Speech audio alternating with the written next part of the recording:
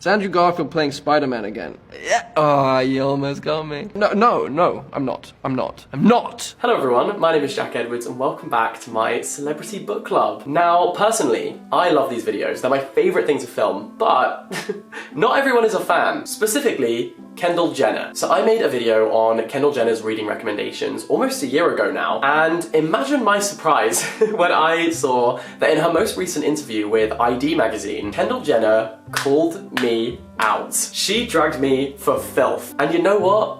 I think I deserve it. She's basically talking about how nothing that she ever does in her life is fully private, even the pleasure of reading. So let me just read you this little segment. Despite this, Kendall still thinks of reading as belonging only to her, proving that perhaps there is something private about even her most public actions. And when she encountered a YouTube video of someone critiquing her literary taste, that's me! Is this play about us? Kendall says she thought to herself, this is actually none of your business. If you enjoy books, that makes me happy, but this is a personal experience for me and I loved them.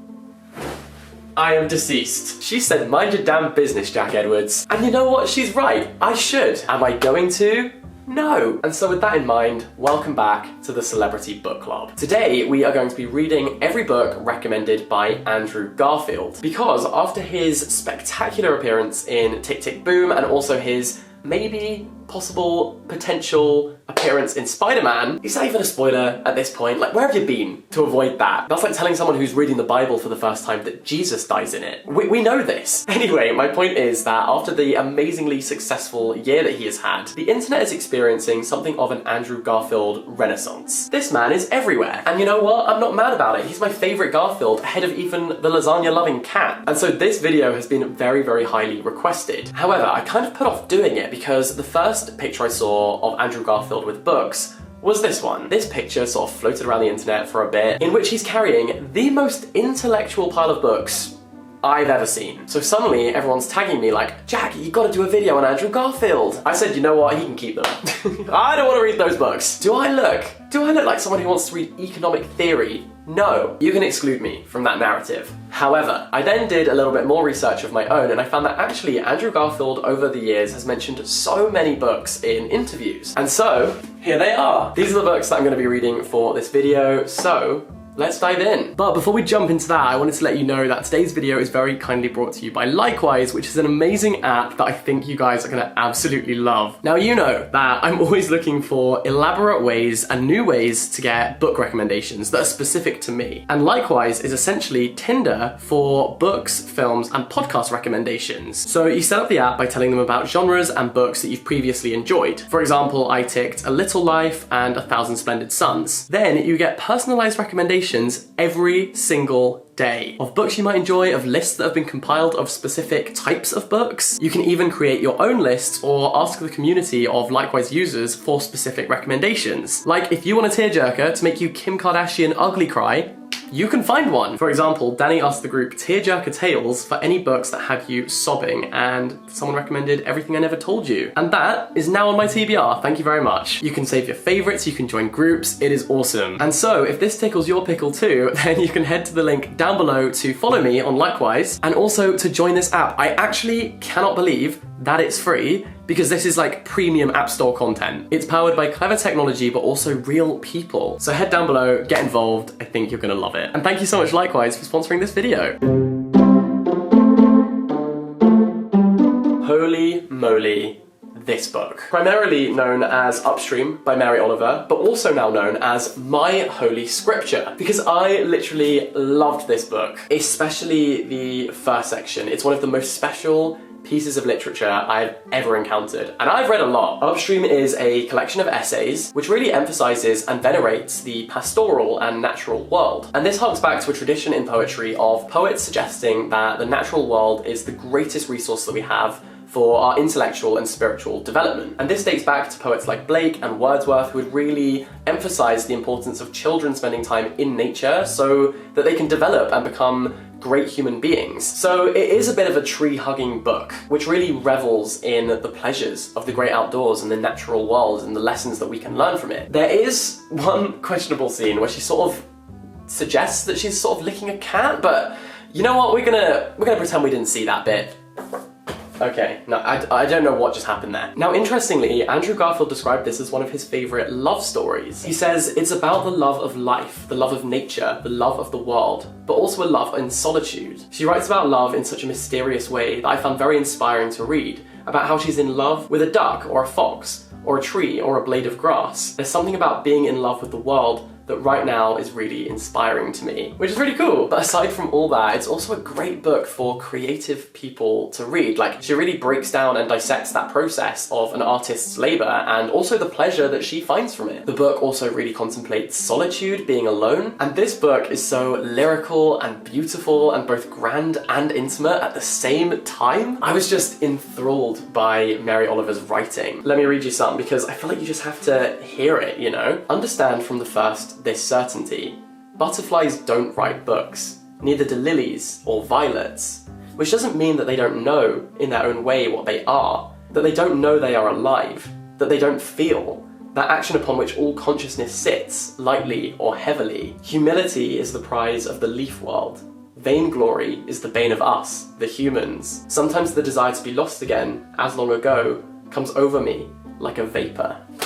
She's just incredible. She also takes this huge inspiration from the poets that have come before her, and this really reminded me of T.S. Eliot, who spoke about art as a kind of continuum. He kind of suggested that in order to create the art of tomorrow, you've got to look back at the art of yesterday. And so Mary Oliver says, but first and foremost, I learnt from Whitman that the poem is a temple, or a green field, a place to enter, and in which to feel. Only in a secondary way is it an intellectual thing, an artifact, a moment of seemingly and robust wordiness, wonderful as that part of it is.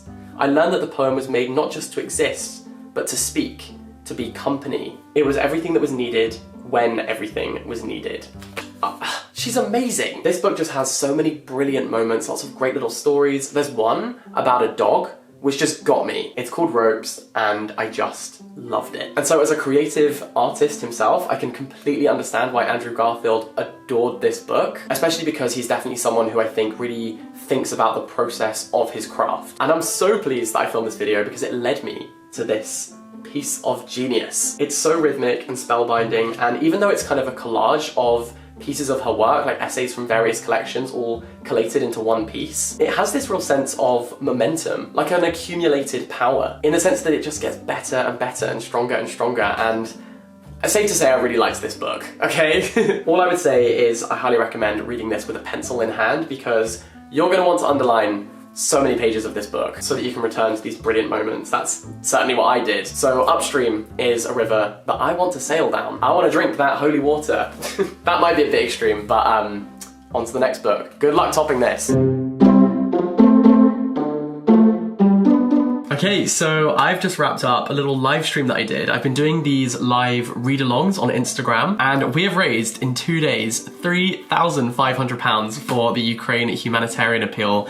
And I'm so buzzing because I love this community infinitely every single day, but some days I just feel extra proud, and today's one of them. So thank you to everyone who tuned in and donated so generously. It's gonna make a huge difference, so thank you. And I'll leave the donation link down below as well in case any of you also want to donate, but I've just finished this book on my live stream. And this is Letters to a Young Poet by Rainer Maria Rilke. It's very tiny. It's part of the Penguin Little Black Classics collection. Essentially, the concept is this young fledgling poet sent a bunch of his work to the established, celebrated Austrian poet Rilke. And Rilke was just an absolute legend and sent these really heartfelt and beautiful letters in response. And this is a collection of those letters that he sent in that exchange. The reason this is so interesting is because it's such an intimate and thorough insight into his creative process. The advice he gives is really bloody good. I'm gonna be real with you here and be honest and say that I've never read any of Rilke's poetry, and I think if you have read a bunch of his work, this will be even more illuminating. But honestly, I don't think it's necessary. I enjoyed this a lot without having encountered any of Rilke before. Except now I'm really looking forward to reading his poetry because I've got such an interesting insight into his influences and his process of crafting those poems. Similarly to Upstream, a huge theme in this book is solitude, especially as an artist, and also the deep and complex soul-searching that is required to create exquisite art. And he tells the young poet, look, it's difficult to live in solitude, but overall it's worth it for what you will create as an end product. He says, it is good to be solitary, for solitude is difficult. That something is difficult must be one more reason for us to do it. And he talks about this as a process of introspection, as walking inside yourself. And once again, I can completely see why Andrew Garfield would be fascinated by this and fixated on this as something that gives a real insight into the creative process. It's really making me appreciate him more as an actor and how much thought goes into what he does, because it seems like the literature that he engages with and reads helps him to uncover more about his own process. And in an interview with the Hollywood Reporter, he says, I've been reading a lot of poetry recently. I've been reading a lot of rilke and Letters to a Young Poet, which is a great thing. There's this amazing tiny little book that you can read as you're going to sleep every night and as you wake up to start the day. It's just a beautiful way to frame a day as a young burgeoning creative person, and it's a kind of textbook of checking in to make sure that you're doing what you're meant to be doing with your life, and if you're meant to be the artist that you think you're meant to be, just gorgeous. That is high praise indeed, and I really get where he's coming from because it is so inspiring to read. He says that good writers would rather die than be forbidden to write, and that if writing feels like a necessity to you, then you should be doing it. I also just really appreciated the attention that Rilke gave these letters. He provides these really valuable and authentic responses to this young poet, and I can't even begin to imagine how invaluable this must have been for that person. It was actually just really heartwarming to read because of how respectful and thoughtful he was in his letter writing. So wholesome, good vibes. Again, so many sections that I underlined that I want to return to and think more about. And it made me just really rate Rilke as a bloke. I think he's awesome. I'd like to have a pint with him if he wasn't, you know, dead. And I can't wait to read more of his work. So this was good. You know what else I'm looking forward to? Getting into that bed, because that live stream has wiped me out. But follow me on Instagram if you want to make sure you catch the next one, and I'm gonna get reading for the next book. Okay, let's talk about The Catcher in the Rye. This is a book which is so iconic, it doesn't even have a blurb. Like my copy already said, if you get it, you get it. If you don't, you don't. The Catcher in the Rye is a coming-of-age story about a boy who has just been expelled from school. But it's also about the human need for connection, about growing up. It's really angsty and irreverent. I'm gonna read you the opening line just so you can get a feel as to the writing style of this book. If you really want to know about it, the first thing you'll probably want to know is where I was born, and what my lousy childhood was like, and how my parents were occupied and all before they had me, and all that David Copperfield kind of crap. But I don't feel like going into it if you want to know the truth. The thing about The Catcher in the Rye is that it's kind of like the Marmite of books. Some people absolutely adore it and some people hate it. It's very polarizing. It's a book that has been banned a lot of times for its use of profanity and sexual themes. A lot of people will also say that it's a red flag if you like this book, that it's kind of the edgelord manifesto for serial killers. Andrew Garfield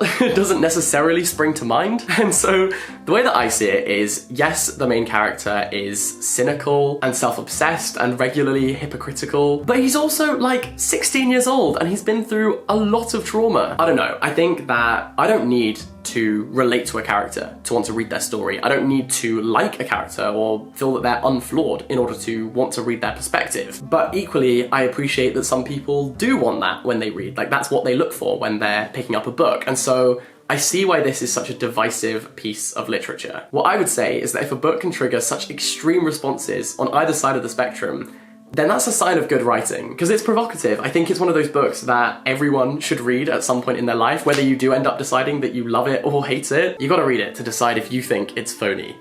If you get it, you get it. Andrew Garfield has actually said that he sees Peter Parker in the main character Holden, which is interesting. He said that he thinks they're related in some way. So that is The Catcher in the Rye. Now, the final book that Andrew Garfield has recommended is On Earth We're Briefly Gorgeous by Ocean Vuong. I can't find my copy of this book anywhere, which I'm actually gutted about because it's exquisite. It's a really, really wonderful book, and I've actually reviewed it already in this video right here. So if you want a full review, go and check that one out. But let's see what Andy G had to say. Why did I just call him Andy G?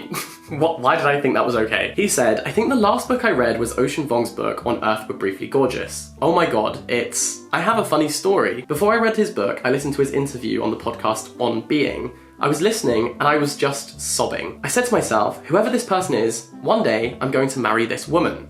And I had no idea that Ocean Vuong was a beautiful man, because he has this very sweet, high-pitched tone of voice. And I thought, that's my future wife. Brackets, laughs. What are the odds? That's gonna be the most bizarre book review I've ever heard. But I do understand where he's coming from in terms of being completely and utterly mesmerized by Ocean Vuong. The way he writes is so lyrical and poetic, but so is the way that he speaks. It is so captivating listening to him talk. I can't really fully explain it until you listen, and then you'll understand. The way he articulates his thoughts is so beautiful, like I could never. So I'd highly recommend not only reading his books, but also listening to him talk about them on podcasts, because it really elevates the experience of reading his work. Because that man is a genius and a really, really exciting writer who I will be following very closely. I'm really intrigued to see what he does for the rest of his career, because I think it's going to be pretty groundbreaking. And his work is frankly masterful. So, what have we learned about Andrew Garfield in this video? I've definitely noticed that he's more interested in books that have stunning, vivid writing than a really fast-paced, plot-driven book. I think he's definitely more interested in complex characters than an intense plot, which I definitely relate to. He is someone who thinks deeply about his craft and his position